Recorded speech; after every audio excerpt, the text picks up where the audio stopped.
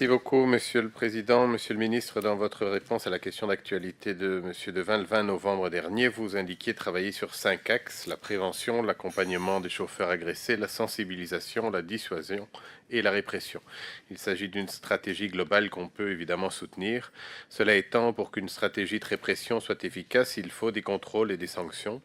Dans ce cadre, quelles sont les concertations menées avec les ministres de l'Intérieur et de la Justice et le Collège des procureurs généraux?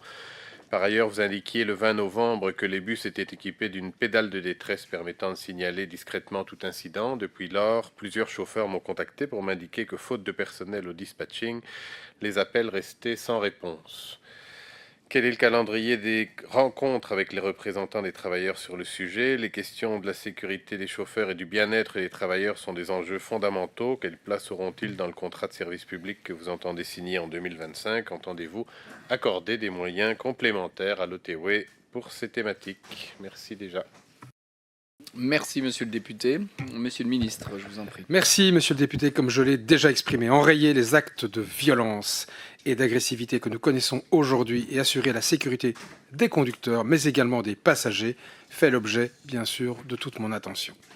En ce qui concerne le volet répression, un groupe de travail pour la sûreté dans les transports en commun a été mis sur pied et 2 réunions se sont tenues fin 2023 et début 2024. Elles ont rassemblé des représentants du SPW, de l'OTW, du ministère de l'Intérieur, du ministère de la Justice et de la Mobilité, de la Fédération belge des entrepreneurs autobus et autocars, la FBAA, et de la police. Elles ont abouti à l'établissement d'un plan d'action prévoyant notamment, d'une part, de constituer une gouvernance locale pour la sûreté des transports en commun à l'échelle de chaque business unit, BU, de l'OTW, composée des représentants de la BU, des zones de police et du parquet.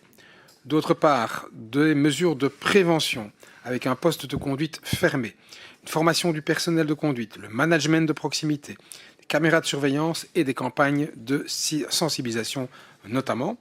Troisième part, des mesures de gestion des risques avec une présence renforcée aux lignes ou aux zones les plus problématiques, un monitoring commun tech et police.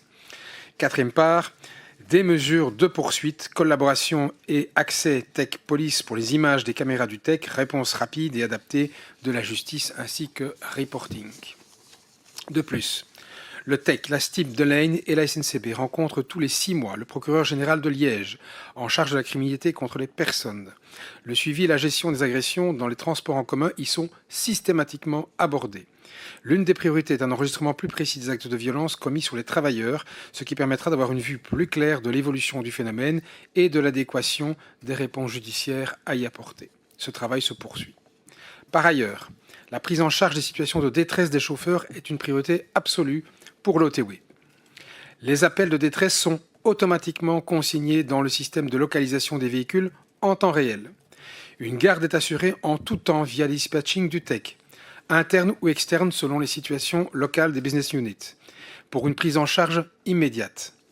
Sur les 3 derniers mois, 648 appels de détresse ont été effectués par des chauffeurs avec une très forte variation entre les entités du TEC. 2 appels dans la BU du Luxembourg, 14 pour la BU de Namur, 16 pour la BU du Brabant Wallon, 84 pour la BU de Liège-Verviers, 178 pour la BU de Charleroi et 354 pour la BU du Hainaut. Tous ces appels ont fait l'objet d'une prise en charge par le dispatching, dont 99% dans la minute. À l'analyse, environ 85% de ces appels sont cependant issus d'une manœuvre erronée de la part des chauffeurs et ne représentent donc pas une situation réelle de détresse.